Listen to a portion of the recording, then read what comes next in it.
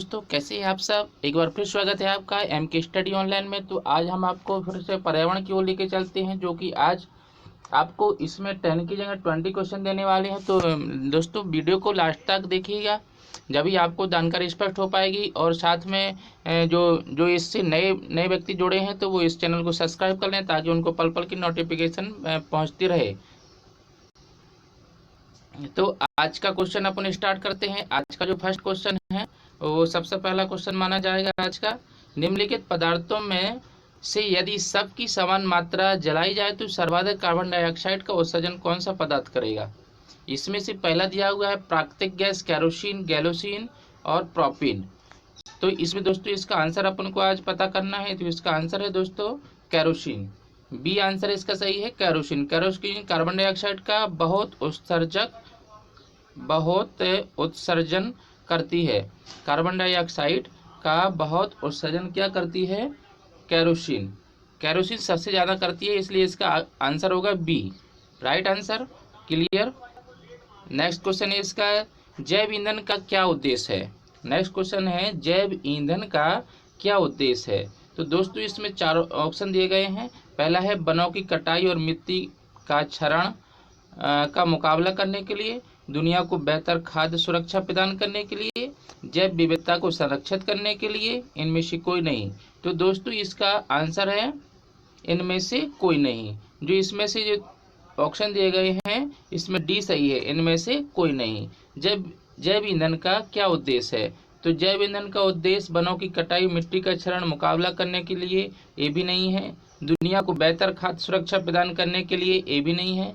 जैव विविधता को संरक्षित करने के लिए, ये भी नहीं है। इसलिए इसका आंसर रहेगा इनमें से कोई नहीं, डी आंसर इसका सही रहेगा।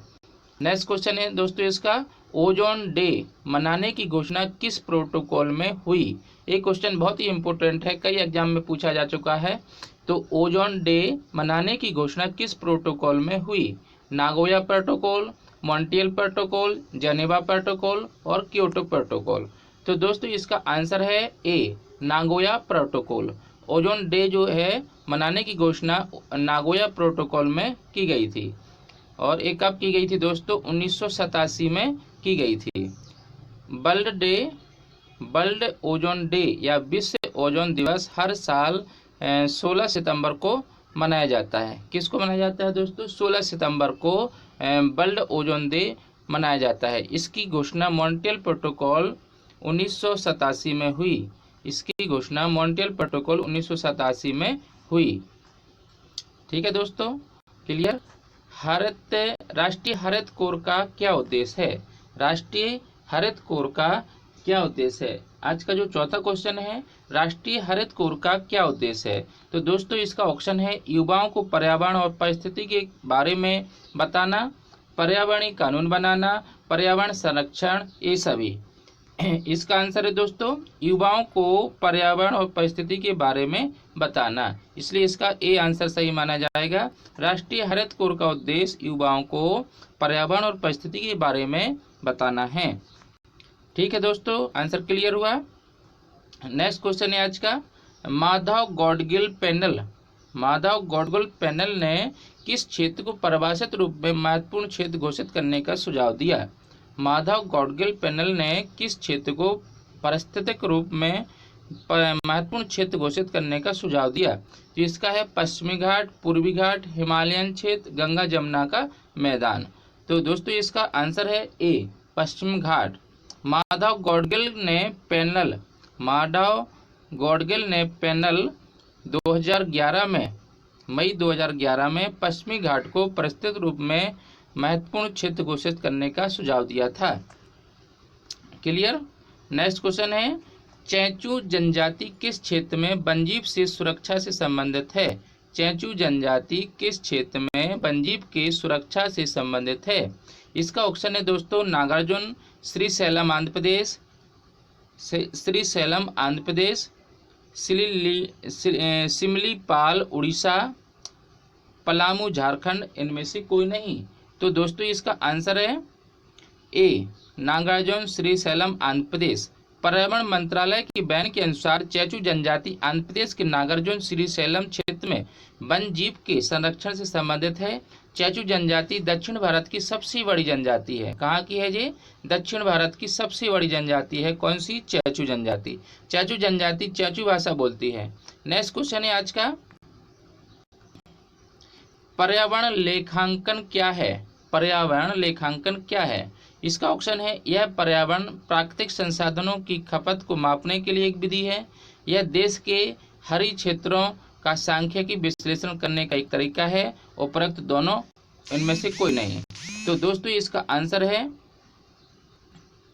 इसका आंसर आएगा इसका आंसर करेक्ट आंसर ए, यह पर्यावरण प्राकृतिक संसाधनों की खपत को मापने के लिए एक विधि है। पर्यावरण लेखांकन को हरित लेखांकन भी कहते हैं। यह पर्यावरण प्राकृतिक संसाधनों की खपत को मापने के लिए एक विधि है।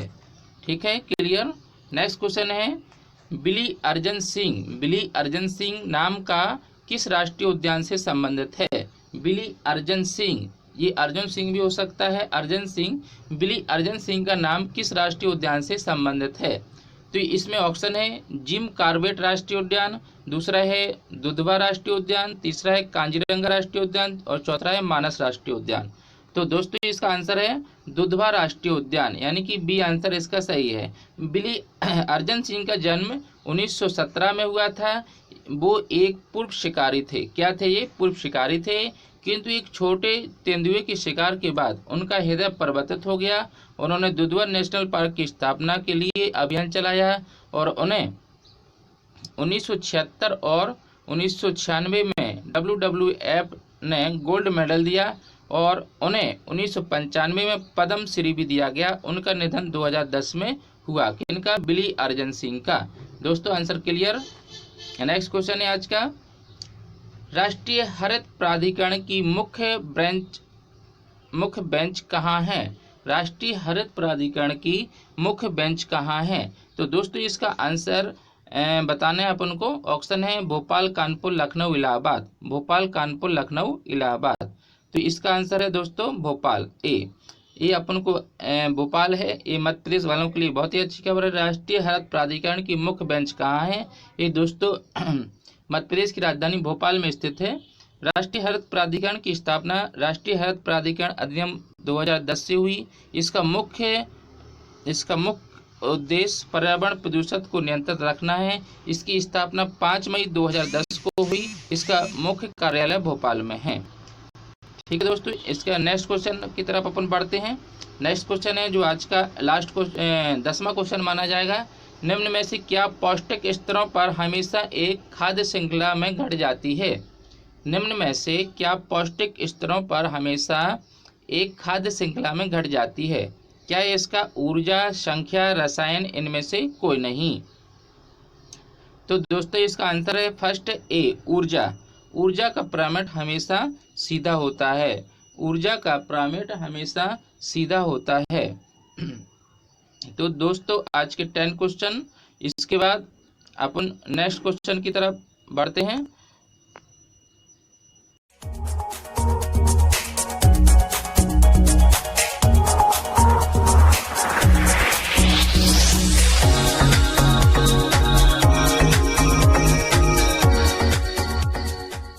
तो नेक्स्ट क्वेश्चन की ओर बढ़ते हैं जो आज का 11 क्वेश्चन है, यानी कि 11वां क्वेश्चन है। निम्नलिखित में से जैविक उर्वरक कौन सा है?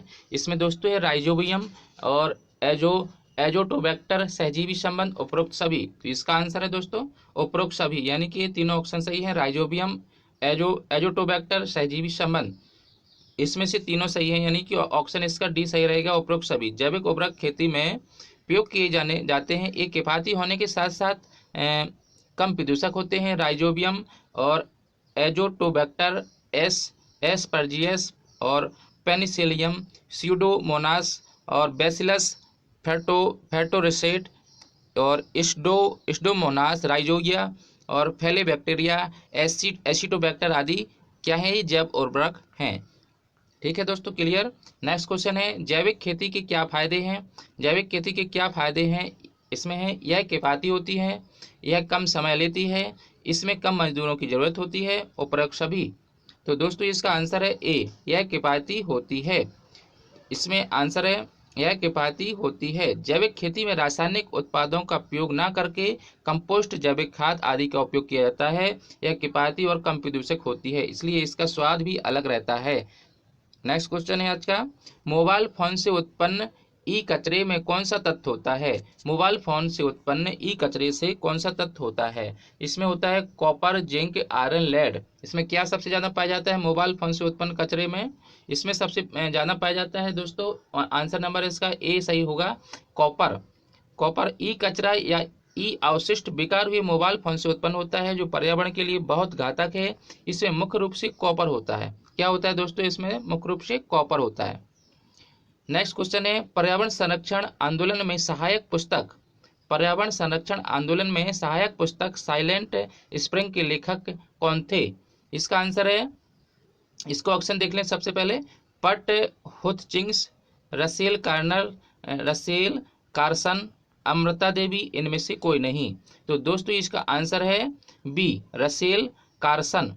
रसेल कार्सन यानी कि साइलेंट स्प्रिंग के लेखक रसेल कार्सन थे। यह पुस्तक 27 सितंबर 1962 को प्रकाशित हुई।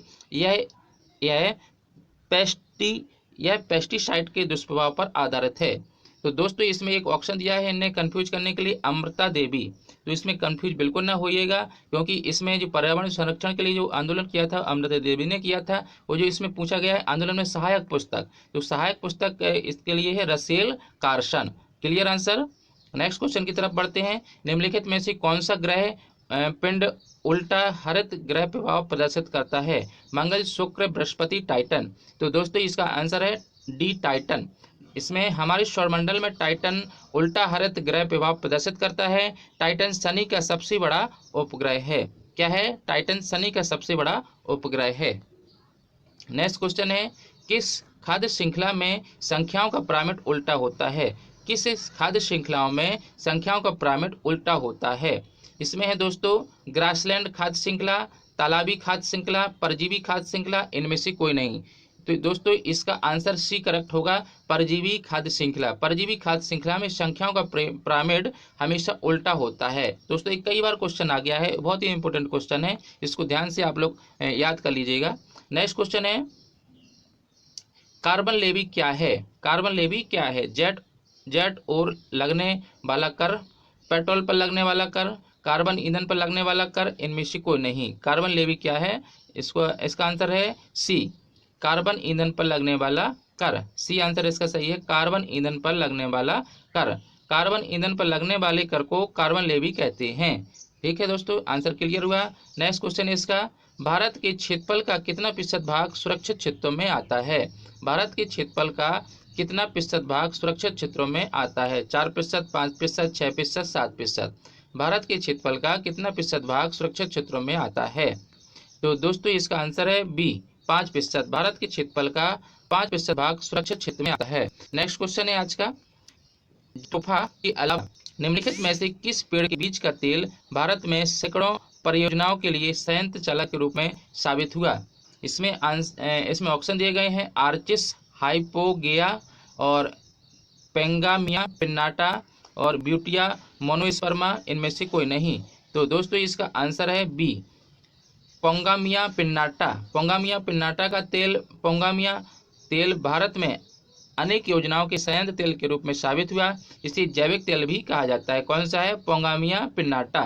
नेक्स्ट क्वेश्चन है दोस्तों आज का जो लास्ट क्वेश्चन है, निम्नलिखित पर ध्यान दीजिए, समुदाय रिजर्व, परिस्थिति संवेदनशील क्षेत्र, जीवमंडल रिजर्व, इसमें वन्यजीव पर्यावरण संरक्षण से संबंधित विभिन्न कार्यों को निर्धारित प्रक्रियाओं के अनुसार उपयुक्त में से कौन सा भारत में तय किया गया? केवल ए, केवल 2, केवल 3, ये सभी। तो दोस्तों इसका आंसर अपन जान लेते हैं। इसमें आंसर है केवल एक, यह कि एक में दिया गया समुदाय रिजर्व वन्यजीव और पर्यावरण संरक्षण से संबंधित है। तो समुदाय रिजर्व इसका आंसर आएगा, यानी कि केवल ए। दोस्तों आंसर क्लियर हुआ। तो आज की वीडियो में दोस्तों इतना ही। आज हम आपको 20 क्वेश्चन लेके आए थे। जो भी आपको इसमें डाउट हो तो आप कमेंट बॉक्स में इसका वो कर सकते हैं, कमेंट बॉक्स में आप लोग इसको लिख कर बता सकते हैं। धन्यवाद।